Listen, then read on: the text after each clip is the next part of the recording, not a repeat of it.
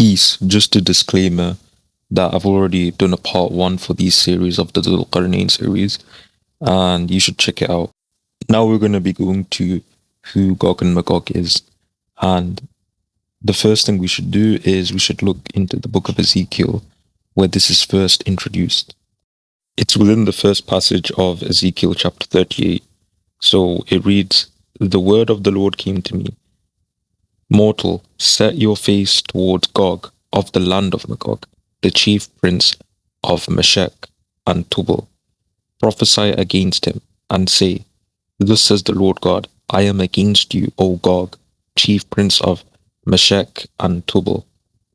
Notice how it says Gog from the land of Magog, right? And then you hear with Jews and Christians, Gog and Magog. When they say Gog and Magog, they mean Gog from the land of Magog. An archetype as well is what they mean.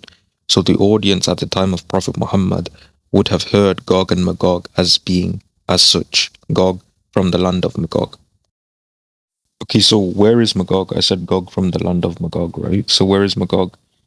When we read verse 15 of Ezekiel 38, it says, "And come from your place out of the remotest parts of the north, you and many people with you, all of them riding on horses, a great horde, a mighty army."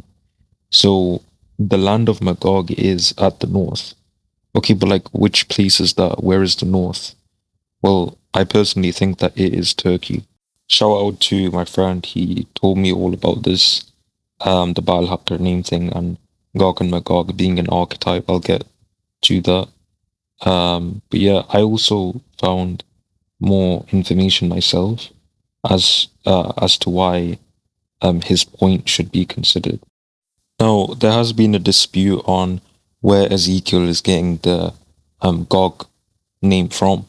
And if you actually think about it, right, 80 years before Ezekiel, there was a very famous king known as Gyges from Lydia, which is in modern day Turkey, right?